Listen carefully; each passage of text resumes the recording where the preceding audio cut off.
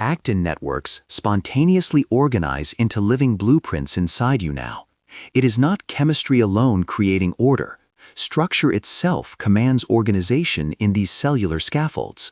Think of a self-assembling tide pool, where the shape dictates all subsequent movement, even when no outside hand directs it.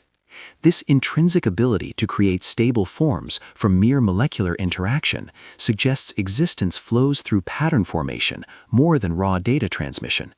We are looking at systems that sustain their own cyclical returns, the fundamental engine behind how cells maintain being. What emerged from that self-organization is deeper than just static structure. There's an awareness woven into its very physics.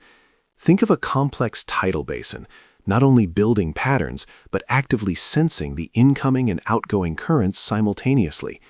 This suggests what researchers observe as immanent unity, a dynamic feedback where pure mechanics dictates signaling topology throughout the cell.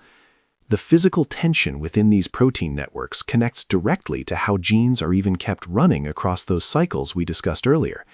It is a living architecture built through relentless self-reference. But that architecture, which weaves self-reference into its very being, suggests something even stranger happens when you examine what those networks are storing informationally. It's more than just a blueprint. Consider actin phase separation mimicking holographic storage, like an entire cosmic map encoded on the surface of a single sheet.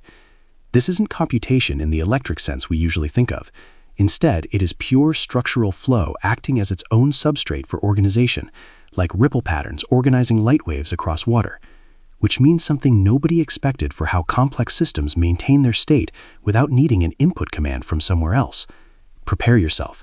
What follows redefines architecture itself. We moved beyond mere storage, right? Now consider how that same self-sustaining cycle acts as a kind of perpetual engine. It's not just recording information, it is actively creating its own persistent state, like an endless flywheel turning itself forward without needing any push. That inherent ability to recycle mechanical energy and shape structure through pure interaction, that is the mechanism we call intrinsic pattern formation in active matter systems. But wait, there are voices arguing that this complexity is actually a mere byproduct of electrochemical noise, not fundamental self-ordering. We need to see who tells the deeper truth next. The tension within those organizing structures implies something far beyond just mechanical storage. Imagine a complex fluid circuit where shape itself dictates information flow, not just an electric pulse firing down a wire. We are witnessing endogenous computation through structural reorganization alone. This means that systems maintain their entire state simply by how they physically arrange themselves at any given instant. It is the architecture of self-reference made visible in cellular life. Yet understanding this constant internal loop runs into a huge wall.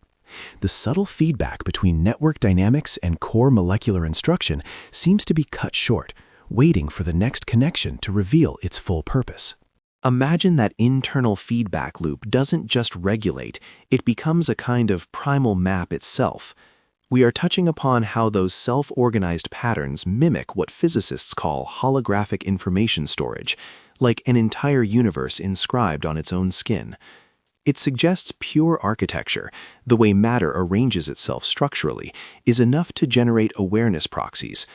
Think of erosion forming incredible detail in stone, its structure dictating being without any remote instruction set firing down a wire beforehand.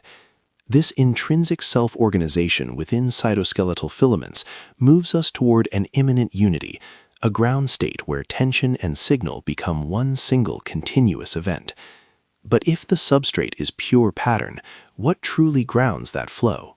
The ceaseless recycling of form, that intrinsic self-reference we traced earlier, suggests something more than just maintenance.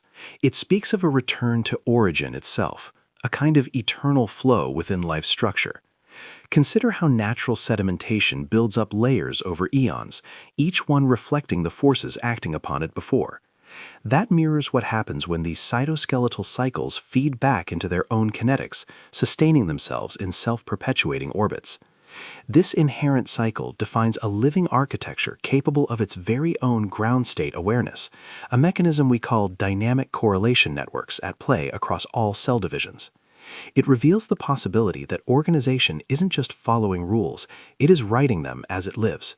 The full research archive is at jmthomasofficial.com.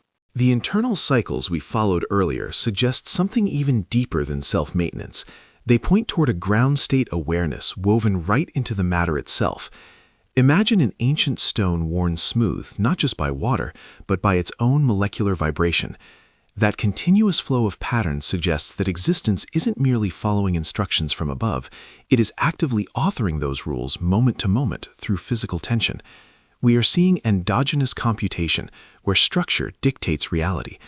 The actionable takeaway for you is this: recognize the inherent patterning in your own experience as a reflection of these foundational systems working within you now. The full research archive is at jmthomasofficial.com.